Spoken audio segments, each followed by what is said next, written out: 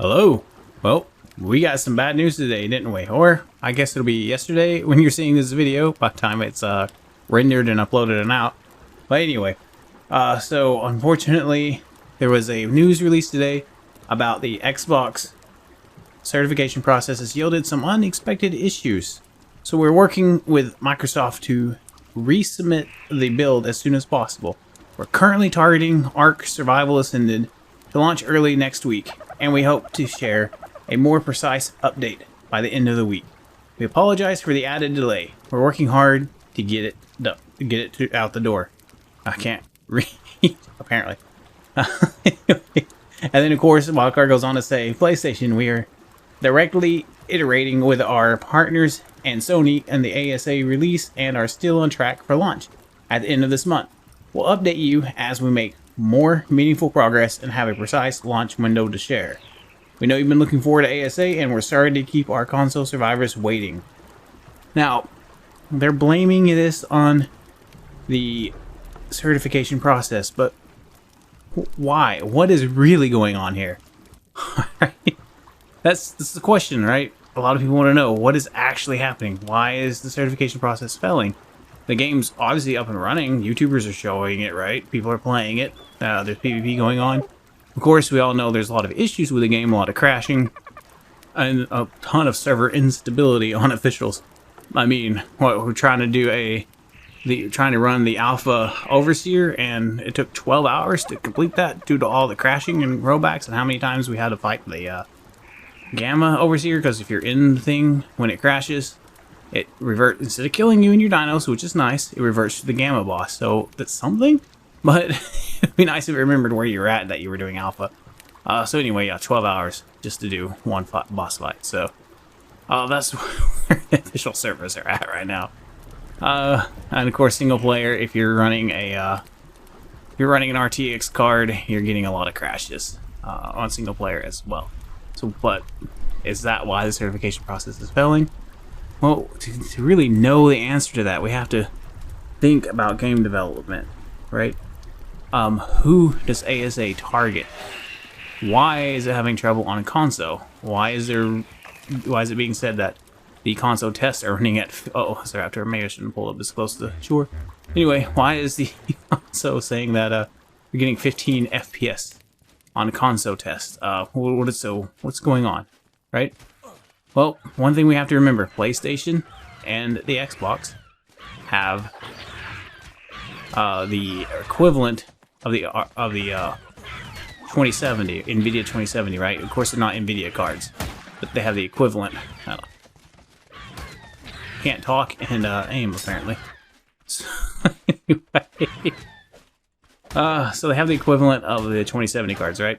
So what does that mean? Well, a 2070 card is only a couple of % better in power than the 1080. Guess what the 1080 is? It is the lowest recommended card for Ark ASA, meaning you have to turn everything off to play it. So if they're targeting the consoles for ASA, why is it that something equal to power to the console is the least recommended, like the minimum recommended card, right? Because if you make a game for console, your game better run at 60 FPS on epic settings. Otherwise, it wasn't actually made for console, and you're just trying to squeeze some money out of console players. Oh, we got a Quetzal right there. Nice. Right? So what we got to do is figure out who ASA targets. All right, so they say the recommended hardware is the 3080 or better. Even at 3080, then you can only play at medium to high graphics. But so that shouldn't even be the hardware, right? You should be playing your game should play on the highest settings with the recommended hardware with no issues. All right, so to really know who this targets, we need to jump into the this was released on Steam first, and Steam is about the only place you can really get this kind of information from. We're going to use the Steam, all the work Steam did as the example here. So on Steam, they like to do surveys, and they look at your parts. That anybody who has Steam installed, they can kind of look at your system and see what you got going on. So the majority of their users 82% people playing on Steam are using NVIDIA graphics cards. Alright. The other 18% are using either integrated, that's right, people are playing games with cards, graphic cards that just come with their motherboard, so integrated graphics, or AMD graphics cards. The big reason for this is AMD, for years ago, did a huge push to become the gaming graphics card, right? They put out all kinds of deals for game developers, gave game developers all kinds of kickbacks for advertising their game, runs best on NVIDIA, things like that. And because of that, they are now basically the name in gaming. So all game developers kind of develop toward NVIDIA. It just kind of worked its way out that way. It was a pretty good move on their part to push that for years. But anyway, that's not the point of this video. So let's go into the point of this video. Someone said, no deal. All right. Oh, Parasaur, no, I'll kill you. What are you doing? On Steam, so those 82% of NVIDIA cards, right? Only 8% of them meet the recommended requirements for playing this game, right? So 8% of the Steam user base can play this game on high graphics, right? Even less is something like 2 to 3% can play on epic graphics. So that's not great, right? That means you're targeting next end, you're targeting top end computers, next generation stuff. This wildcard knows something we don't about consoles. There's Microsoft and Sony getting ready to drop the next generation of consoles that can actually run ASA, and that's what they were hoping for. But the thing is, they announced they were going to drop it on the PS5 and the Xbox Series X and the Xbox Series S. So the Xbox Series S just needs to be eliminated from that list. They really shouldn't be pushing for that. But anyway, so okay, even if in the next 2 years they're coming out with the next generation of console, doesn't matter. They said they were putting ASA on PS5 and all that, so that's who they should be targeting with ASA. What's really going on with ASA? I guess we should go continue the parts, and then we'll go over this later about what's going on with ASA, why it is what it is. But anyway, and then of course I don't like to present a problem without presenting a solution. So then we'll present the solution for how they can make this run on Xbox and PS5 and a lot of other people's systems. 8% have cards equal to or stronger than the 3080. Right, so where's the next tier falls between the 3080 and the 2070, right? Alright, so we'll go into that. 21% of Steam users have cards that are weaker than 3080, but stronger or equal to the 2070. I mean, there's a huge range of cards in there, right? You get all kinds of performance in there. The majority of those cards are actually about 12 to 13% of those cards are closer to the power of the 2070 than the 3080. So you're still looking at people not getting to play this game up there. And then, of course, if you're on the console, you're at the 2070. You're at the line for being able to even run the game. So that puts 29% of people playing on Steam have access to play the game, really, in any state that is going to be enjoyable. Right, so then, because, if you're not super into graphics, you can turn all the graphic stuff off and have an okay time on your 2070. Or equivalent, right? So then so where's everyone else at? We have 37% of the players on Steam have a system weaker than the 2070, right? So less than the 2070 to 1080, right? Which is what the minimum recommended is. Okay, so we have a huge market that can barely play this game, or can't play it at all on Steam, which is where they've launched it. And then, of course, it means consoles are going to barely be able to play it, or not play it at all either, because they're running the same low-end cards that, the 2070 is, or an equivalent. It's a super old card. Right? And its power isn't any better, isn't much more than the 1080. I think it's like a 3 to 5% difference in power. That's what consoles have. That's what game developers who develop for console make games in, and it's fine. And ASA will run on the console. And we'll go over how to make that happen shortly. Right, but why is Ark ASA so powerful? Why do we have these things in this game that are driving up the power? And we'll go into what those are shortly. So what's going on with this? This is the real question everyone's been asking, and no one's really been answering. Just keep going, oh, well, we'll get there eventually, right? Oh, they'll get it working. It's Microsoft's fault. Things like that. It's not Microsoft's fault. It is Wildcard's fault. Microsoft will not allow a game on their system that doesn't run at a certain minimum standard, and neither will Sony. So if they can't meet the minimum standards of these two companies, they're not going to get their game on their systems. That's just how it works. ASA is so heavy, not just because of poor optimization. That's part of it. That's not all of it. We'll get into that. But it's so heavy because they are testing. They've already admitted to this in community crunches, but I think it's been ignored. ASA is a test for Ark 2.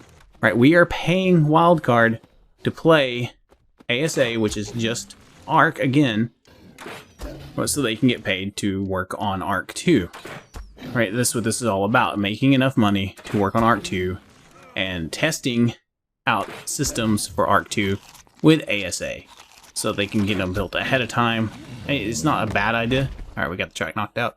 But it's also kind of not right, because no one wanted to prepay for Ark 2. No one wanted to pay to really, support Ark 2. Or I didn't say no one. I'm sure there are those out there that wanted to. There was but a lot of, there was, when they asked us to prepay, even just $10 for Ark 2, a ton of people said no, right? And so they took that away. And here we are. This is still paying for Ark 2. I know we get something on the side, but they have no promise to finish ASA.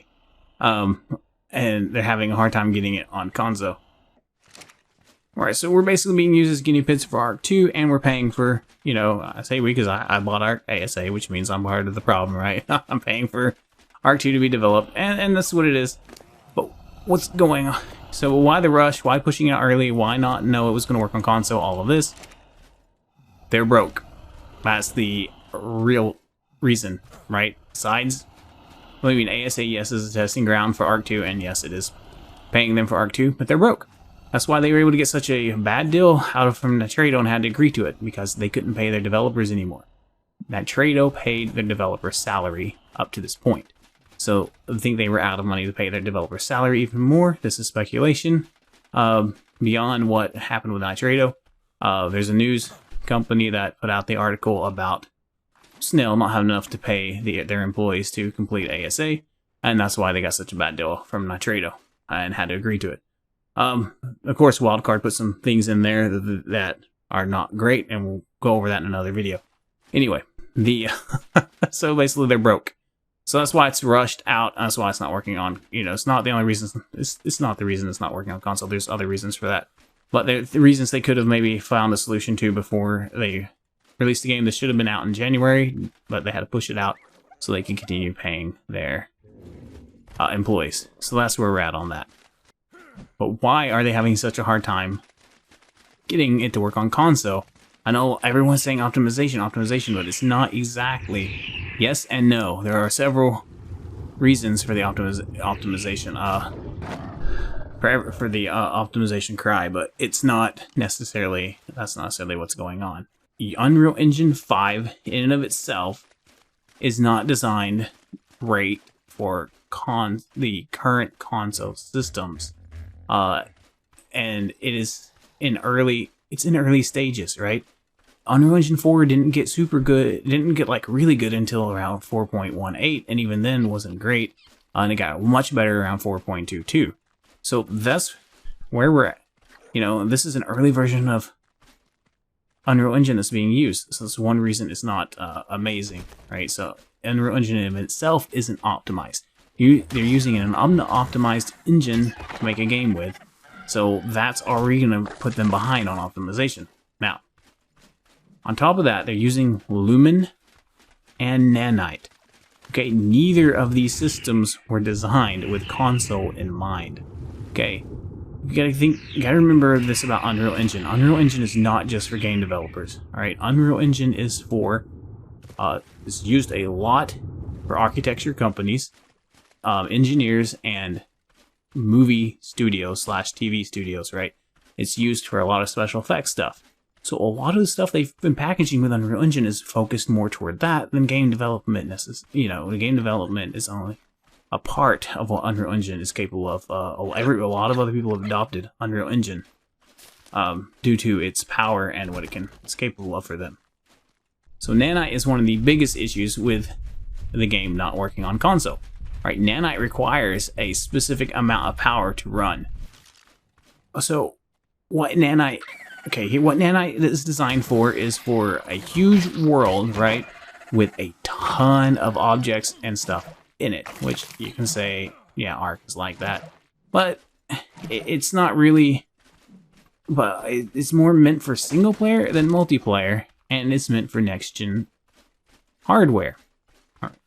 So what it kind of replaces rasterizing your objects in your world and setting up different types of LODs, and it kind of does it for you.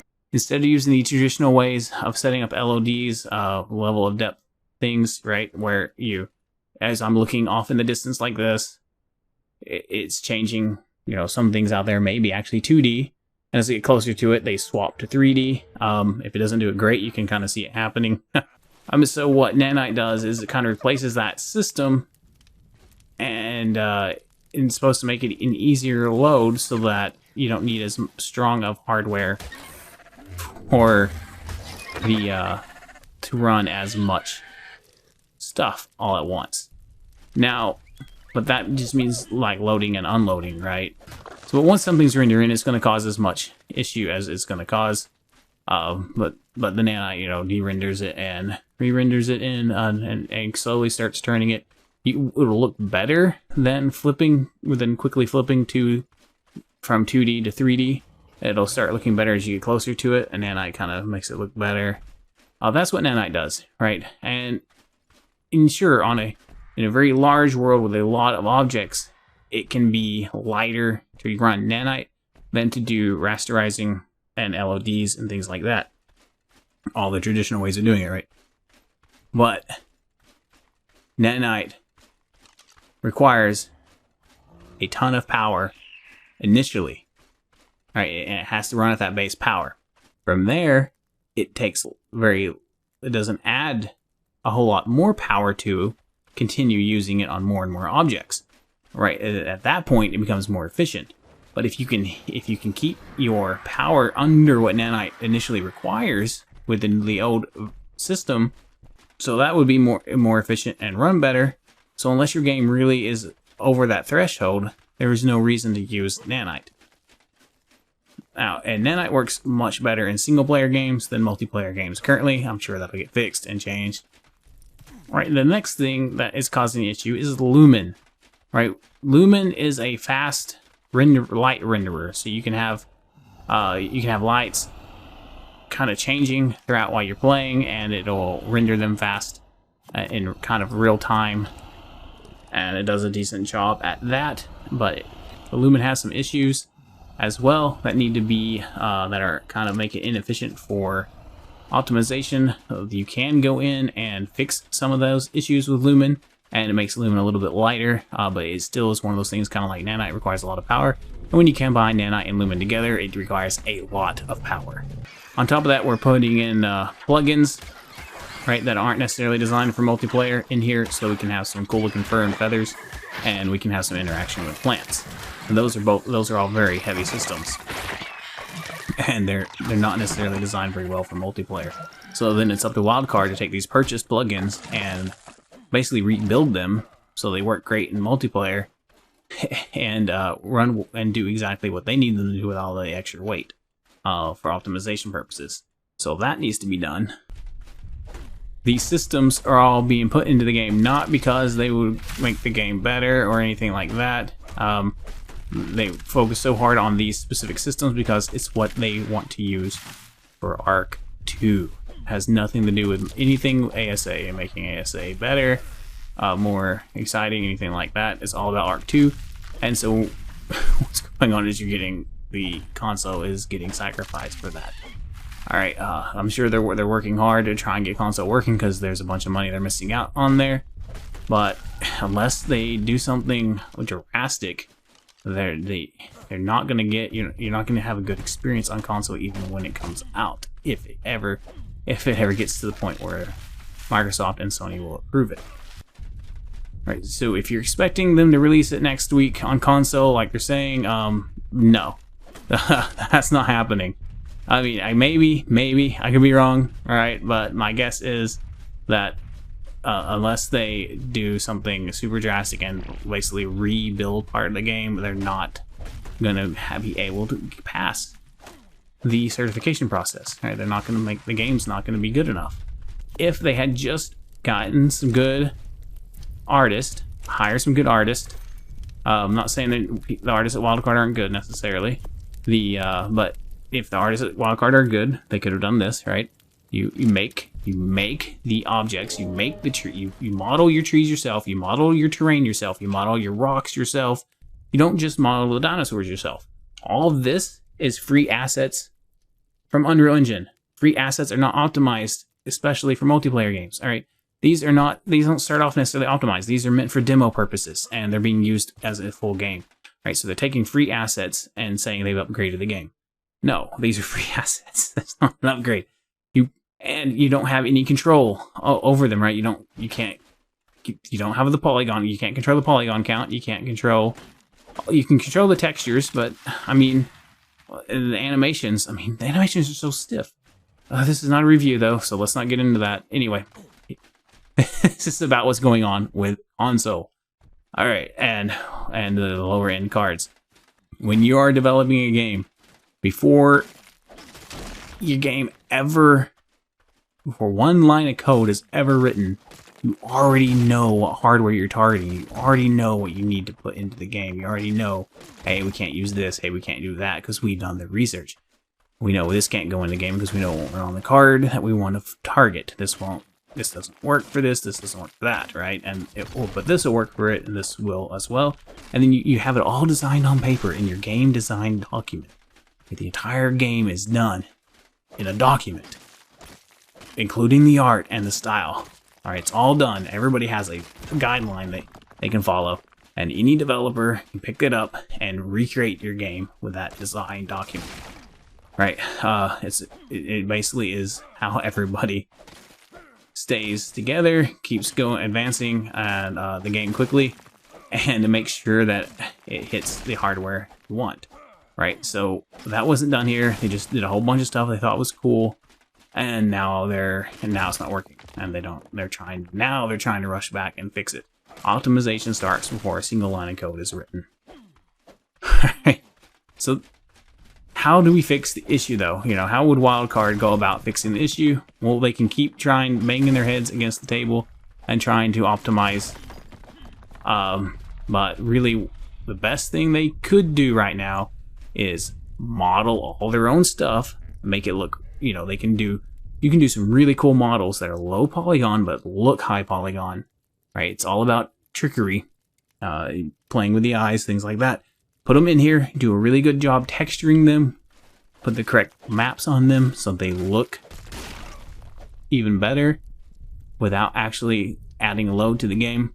Right, so model your own terrain, your own rocks, your own trees, put them in here, they'll look even better, especially if you stylize them, make them, and I'm not saying, when I say stylize, I'm not meaning make them look like cell shaded or anything like that, but like our character, our gear we wear, our structures, the dinosaurs, the terrain, none of it matches.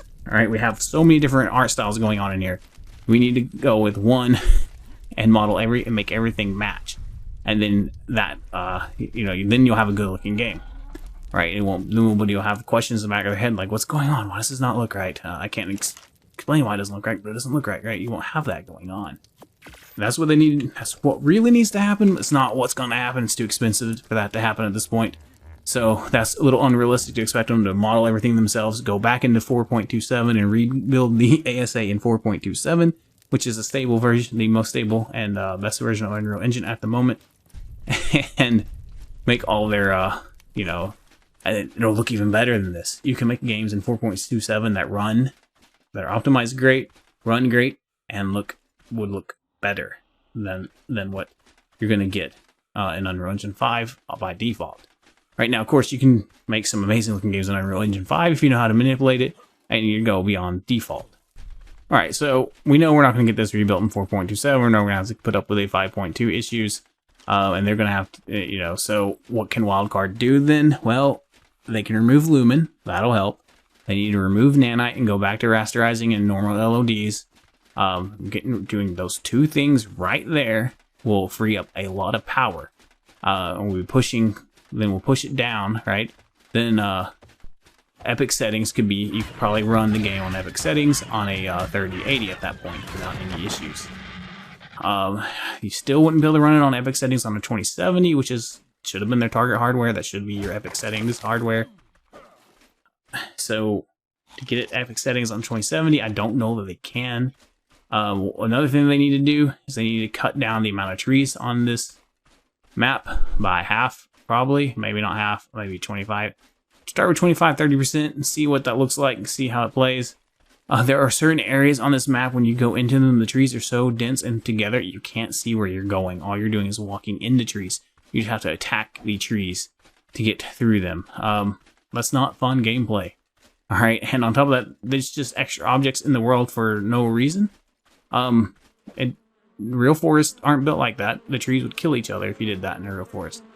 Now, so the other, so it's unrealistic and it's not fun, and it adds more objects and polygons to the scene, which causes the person playing that in that area to need more power to run it. And if that's rendered in by another player while you're in another area, then yeah, it's just the server has to have more power, and it just becomes a mess. All right, so reduce the amount of trees, and honestly, the grass they're using, it's basic Unreal, the new Unreal Engine basic grass. It comes with the UE5 that you just set it up, and you can, as you walk through it, it kind of sways to the side and stuff and blows in the wind. It doesn't even look that good. It doesn't really match a lot of the other stuff in the game. It seems like it's extra power for no gameplay purpose. It just should probably be removed. Oh crap. Maybe not, but it would definitely free up some. I don't have any. Crap, I don't have any berries on me. Anyway, it'll free up some more power, right? So that gives them, if they do just those three things right there, they can probably pass the Microsoft standards, because it will probably run on high on a 2070, or not high, maybe medium on a 2070 at 30 frames per second. I wouldn't count on 60, but you would get an okay experience at that point. What else could they do? Remove the trees, remove the grass, remove the nanite, remove the lumen, just have it baked in lights, do the lighting from Ark ASE, that's fine, until you can figure out a better solution, or you can figure out how to optimize lumen a little better. These would be quick fixes, right? And if they can come in and figure out how to optimize lumen, they can put it back in the game. You're not going to notice a huge difference between lumen and the way, if you're using lights properly in game development, you're not going to notice a huge difference between the two of them. But they're going to have to, like I said, they're going to make drastic changes. They're going to have to remove stuff from the game to make it work on console. I know they're trying really hard to optimize it to get it to come out on console. That's great, right? They're optimizing what they can, but there's certain things that just aren't going to be optimizable in enough time to get this out on console. And it's going to push console release off so far before, and they may end up having to, maybe they'll figure out a way to optimize Nanite a little better. Maybe they'll optimize Lumen a little better, and they'll finally get it to work on low settings on console at 30 FPS or something. But I don't know if that would still pass Microsoft standards. It might. I hope not, but it might. And I'm not even sure which version of Ark that you built this off of, because it has a lot of issues that were in the game in 2015 that they fixed. So it's a little weird. Some of the things going on in here, but we'll go over that more in a review of Ark. This is just more about the console and what's going on, why it's getting denied. And don't blame Microsoft. Microsoft is on your side here. They do not want a crap game released because that sets standards for other releases to come out and not be in a good position. All right, so they're not going to accept below a certain standard, and if they do, then that sets the standard for all other game developers in the future. Like, Microsoft will set this standard. We only have to make it to the standard, and they'll let us start making money. So Microsoft has to be really careful here about what they approve and what they allow. So that's really what's going on. And, you know, we've given them a couple of solutions. There are even more solutions we could, you know, come up with. More things we can, you know, that can be done to improve the optimization of the game and the looks of the game. There's some that aren't ever going to happen, unfortunately. Yeah, so if you're a console player or a player that is not in the top 8% of you know, systems out there, then unfortunately it's going to be a while before Ark is ready for you, unless they somehow are magically do a lot of stuff all of a sudden. So unless they start removing systems or they get really good at optimizing all of a sudden, yeah, you guys aren't going to be playing the game for a while, at least not in a awesome, at least not in high and epic, right? You know, which is unfortunate, but it is what it is. I don't expect next week for the console release to come out. If it does, that's awesome. That would be great. I know a lot of people are wanting to play it. And I hope they do something drastic and they get it out to you. But I wouldn't expect it. Yeah, I just wouldn't expect it. If you enjoyed this video, smash that like button. Have an awesome day.